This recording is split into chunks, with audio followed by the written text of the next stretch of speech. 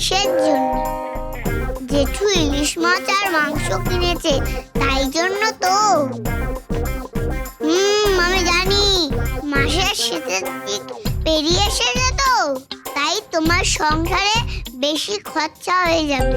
সারা মাস চালাবে কি করে, তাই ভাবছো তো? আমি সব বুঝি, আমি জেঠুকে বলে দিচ্ছি। জেঠু, ও জেঠু, জেঠু। কি হয়েছে? জেঠিমা যে কাঁদছে।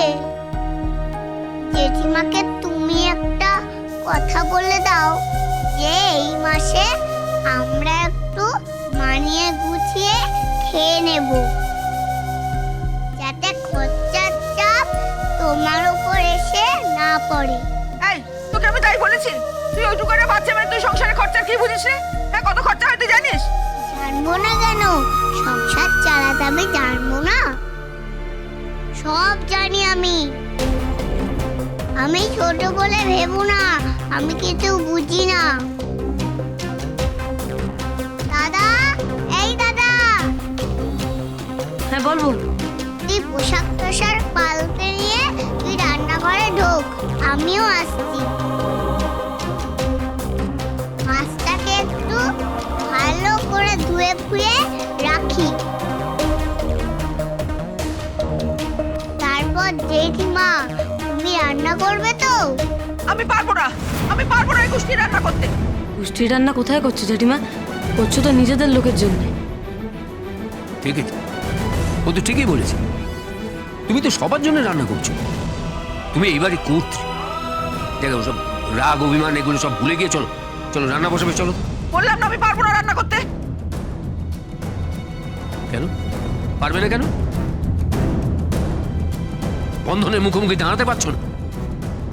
যাকে চোর বদনাম দিয়ে তার সারা জীবনটা নষ্ট করে দিতে চেয়েছিলে, যে বাড়ি ফিরে এসেছে বলে তোমার রাগ হচ্ছে? তোমাকে আমি চিনি না। কি ভেবেছিলে তুমি? তুমি যা করবে তাই হবে। একটা ছেলের উপর এত বড় অন্যায় করার পর কোথায় তোমার অনুতাপ হবে, অনুশোচনা হবে? তাহলে তুমি উল্টে মেজাজ দেখাচ্ছ। ভাবতে পারছো এইটুকু একটা ছেলে, ও যদি চোর বদনাম পেত তাহলে সারা জীবনটা সে অপরাধী হয়ে থাকত। বোঝো এগুলো? ওরা একটা শিশু, ওরা তোমার সন্তান তুল না, ওরা আমার সন্তান নয়। ওরা দুজনে আমার সন্তান কখনো নয়। আমার সন্তান শুধুমাত্র বাচ্চু মিমি, আর কেউ নয়।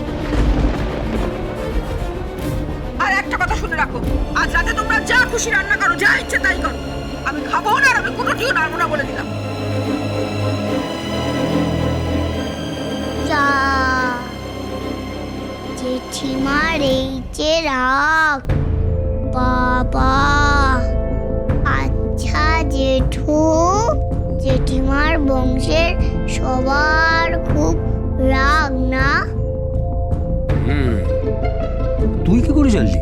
ও দিদিকেও দেখেছি, ভেবলি দিদিকেও দেখেছি, সবার মধ্যেই রাগ আছে। ঠিক আছে, আমি এখন রান্না বান্না চাপাই। জেঠু, কি রে? আজ রাতে তুমি রাঁধুনি হয়ে যাও। এইটা ভালো বলেছিস।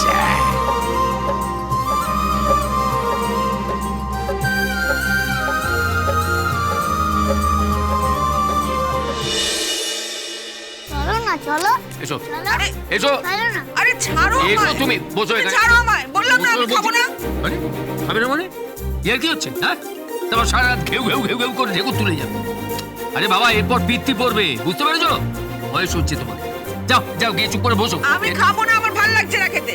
খেয়ে নাও জেঠিমা, তুমি না হয় এক পিস মাছ বেশি খেলে। এই তুই চুপ কর। কাটা খাই নুনে ছিঁড়ে দিচ্ছে। ওমা, খেয়ে নাও না, খুব ভালো রান্না হয়েছে। মা, বাবা দারুণ রান্না করেছে, সর্ষে ইলিশ, বুঝতে পেরেছো? জমে যাবে। আমি খাবো না। ১,৫০০ টাকা কিলো মাছ আর ৫৫০ টাকা কিলো মটন। কে বলেছিল কে সব আনতে? হ্যাঁ, ও আমি খাবো না, আমার গলা দিয়ে নামবে না সব। খেয়ে নাও, খেয়ে নাও। আজকে শুভ দিন, ঘরের ছেলে ঘরে ফিরে এসেছে। আমি খাবো না বললাম না? এরম করছো কেন? খেয়ে নাও না। মাসি, এসো একটা সেলফি তুলে মনটা একেবারে ভালো হয়ে যাবে। ছাড় তো, সারাক্ষণ একটা মোবাইল নিয়ে খাঁচা খাঁচা করে ছবি তুলে যাচ্ছে। বলেছিলাম আমি খাবো না, তুই যা এখান থেকে, সরে যা।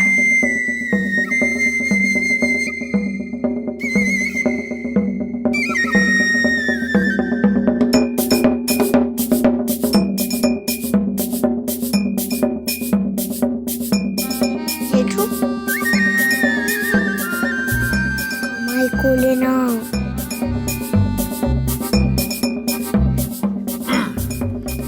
এবার জেঠিমার কাছে নিয়ে চলো। জেঠিমা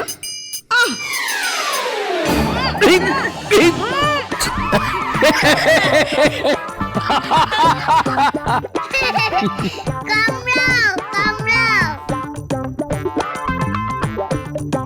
কেমন হয়েছে? কেমন আছে? না, রান্নাটা বেশ ভালোই হয়েছে। খেয়ে নাও। খাও খাও, খেয়ে নাও। অনেক অন্যায় করছো। আজ একটা শুভ দিন, পরিবারের সবাই আমরা একসাথে হয়েছি। খাও। রাখি আর বন্ধন অর্ধেক দিন আধ পেটা খেয়ে থাকে, বাসি খাবার খায়। আমি তাই আজকে নিজে বাজার করেছি, নিজে হাতে জমিয়ে রান্না করেছি। খাও।